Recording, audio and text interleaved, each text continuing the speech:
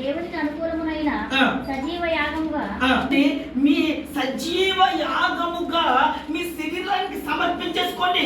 ఎందుకు అంటే, ఎందుకు సమర్పించుకోవాలి అంటే, ఇది ఒకప్పుడు నా కొరకు బ్రతికి నీ చేతులు ఇప్పుడు దేవుడి కొరకు చేయాలి. ఈ కళ్ళు నా కొరకు, ఇక మీద క్రీస్తు కొరకు, నా ఈ కాళ్ళు నా పాపిష్టపు జీవితం కొరకు వెళ్ళింది, కానీ ఇప్పుడు ప్రభు కొరకు నేను వెళ్ళాలి. ఈ యొక్క జీవితం అంతా ఒకప్పుడు నా కొరకు జరిగింది, ఇప్పుడు నా జీవితం ద్వారా క్రీస్తుని నేనేం చేయాలి అంటే ఘనపరచాలి. అంటే ఇదేమి కూడా, ఇదంతా కూడా క్రీస్తు అవయవాలకు ఉపయోగించాలి, క్రీస్తు కొరకు ఉపయోగించాలి. నాకంటూ నా జీవితంలో ఏది ఉండకూడదు. సజీవ యాగముగా బ్రతుకుట క్రీస్తే, చావైతే నరకం. అందుకనే ఇక్కడ చూడండి ఆ మాట అనుకూలము చదువు ఒకసారి. కాబట్టి సహోదరులారా పరిశుద్ధమును దేవునికి అనుకూలమైన దేవునికి అనుకూలమైన పరిశుద్ధమును దేవునికి అనుకూలమైన సజీవ యాగముగా శరీరములను ఆయనకు సమర్పించుకుని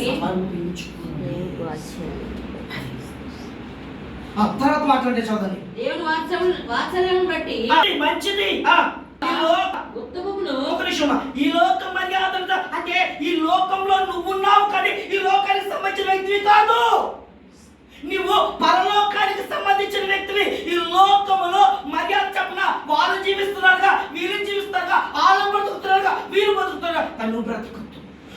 ఎందుకంటే నువ్వు యేసు రక్తము చేత కడగబడ్డావు, యేసు రక్తము చేత నువ్వు కొనబడ్డావు, నువ్వు విమోచించబడ్డావు. యేసు బిడ్డవి. నువ్వు పరలోకానికి సంబంధించిన వ్యక్తివి కాదు, భూమికి సంబంధించిన వ్యక్తివి కాదు.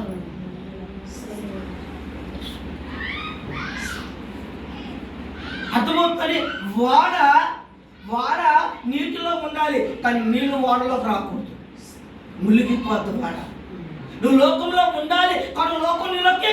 ఇంకొక మాట చెప్తాను, లోకము వాళ్ళకంటే ఎవరి జీవితాలు అయితే మరి లోకంలో పాపిష్టకరంగా ఉన్నాయో అసలు వాటిని ఏం చేయాలి? ఓకే, ఈ వ్యక్తి నన్ను లోకంలో నడిపించడం చేస్తాడు, ఇక్కడ ఉంటే ఈ పాపం నన్ను ఆకలిస్తే చేస్తుంది, ఈ మాటలు మాట్లాడితే పదే పదే దేవుడికి దూరం అవుతానేమో, ఇక్కడికి వెళ్తుంటే ఇవన్నీ కూడా దేవుడికి దూరం చేస్తాయేమో, ఒక్కసారి నా కుటుంబానికి కూడా నన్ను దూరం చేసేటట్టుగా ఉన్నాయేమో. సో కాబట్టి అక్కడికి వెళ్ళమని నేనేం చేయాలి? ఏసేపు ఆమె దగ్గరికి వెళ్ళాడు, వెళ్ళగానే నువ్వు అంత పాపం చేయి అంటే నువ్వు పాపం చేయలేదు, నెమ్మదిగా జారలా. ఏం చేశాడు? పారిపోయాడు. నువ్వు ఆ ఏ ప్రాంతం అయితే నిన్ను ఆకర్షిస్తుందో తెలుసు. ఒకప్పుడు మన లోకంలో తిరిగావు, ఆ ప్రాంతానికి తెలుసు. ఆ ప్రాంతాల్లోకి నువ్వు ఆ కను సైగులకు నువ్వు వేచేద్దు, వెళ్ళొద్దు, వెళ్ళకూడదు.